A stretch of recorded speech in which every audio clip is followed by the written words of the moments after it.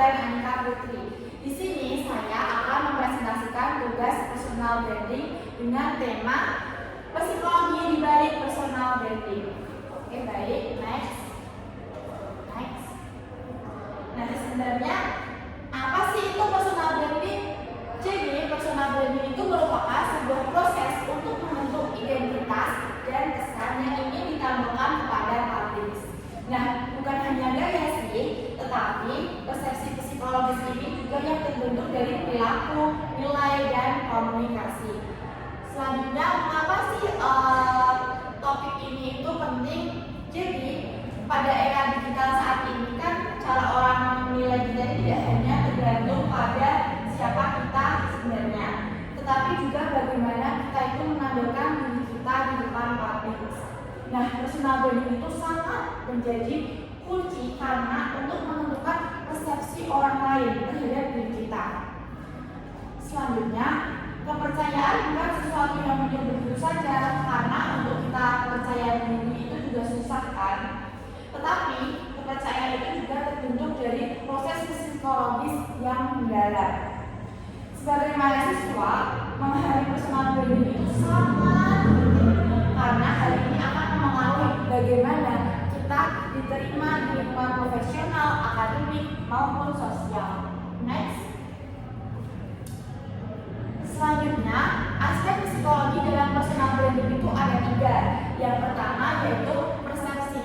Persepsi merupakan bagaimana orang itu melihat dan menafsirkan dari diri kita.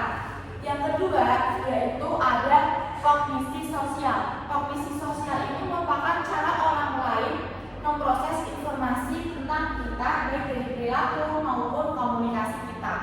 Dan yang ketiga yaitu ada trust formation atau pembentukan kepercayaan. Trust formation ini merupakan pembentukan kepercayaan yang muncul ketika perilaku kita itu konsisten dengan apa yang kita sampaikan. Jadi ketiga aspek ini itu sangat penting karena ini bekerja sama untuk membentuk citra diri yang dilihat oleh orang lain. Next. Selanjutnya, faktor psikologis yang membuat orang percaya itu ada 3. Nah, yang pertama yaitu konsistensi perilaku.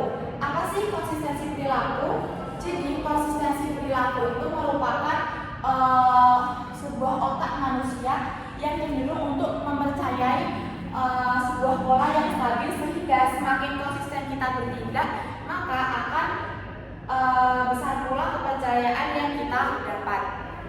Yang kedua yaitu ada kredibilitas. Kredibilitas ini dipengaruhi oleh kompetensi, pengalaman, dan reputasi. Dan yang ketiga yaitu ada emotional connection. Koneksi emosional ini merupakan bagaimana orang itu mempercayai bukan hanya berdasarkan fakta, tetapi karena mereka merasa terhubung secara emosional. Jadi kayak mereka itu nyaman saat berbicara dengan kita gitu. Next. Selanjutnya, bagaimana sih diri kita itu mempengaruhi personal branding? Nah, di sini ada 2. Yang pertama yaitu ada self concept. Self concept ini merupakan gambaran tentang siapa sih diri kita itu. Nah, gitu. Sementara itu kalau self awareness itu adalah kemampuan untuk memahami kekuatan dan kelemahan yang kita miliki. Jadi ketika kita mengenal diri kita sendiri dengan baik, kita itu juga akan bisa tampil lebih autentik, percaya diri, dan lebih efektif dalam berkomunikasi. Nah, ini menjadi fondasi penting dalam membangun personal branding yang kuat dan konsisten. Next. Selanjutnya, prinsip psikologi sosial dalam personal branding itu ada 3. Yang pertama yaitu impression management. Impression management itu merupakan usaha kita mengontrol bagaimana orang itu melihat diri kita melalui perilaku, cara bicara, hingga cara berpakaian kita.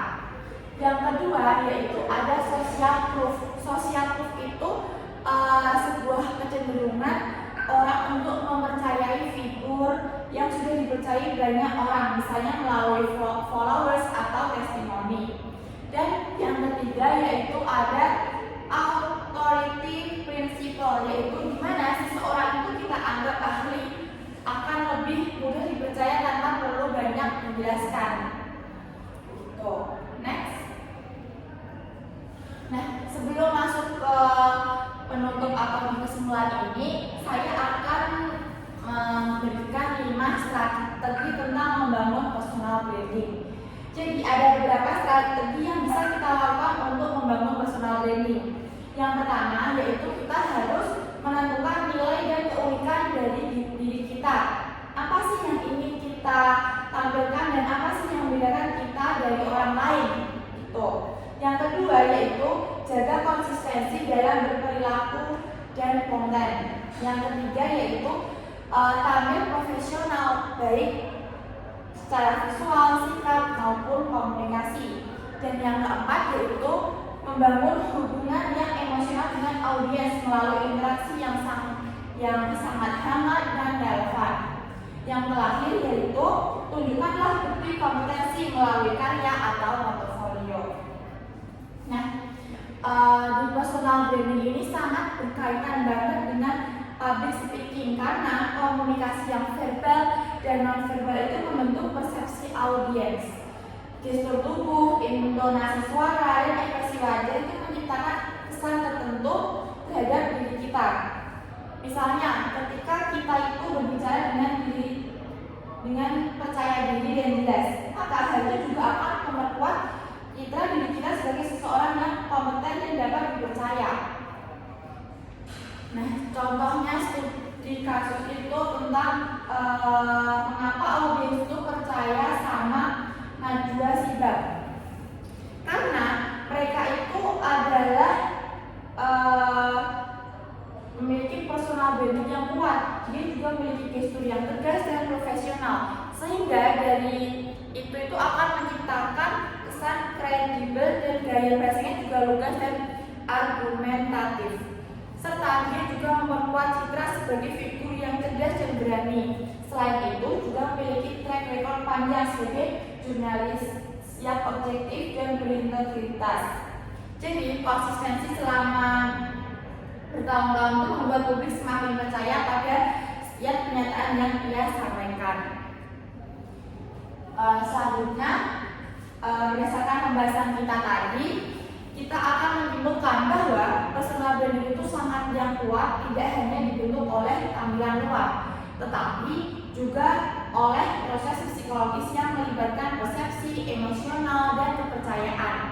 Orang itu percaya pada figur tertentu karena konsistensi, kredibilitas, dan hubungan emosional yang terbentuk. Lalu dengan memahami aspek psikologis ini, maka kita juga akan bisa membangun brand diri yang lebih efektif dan autentik.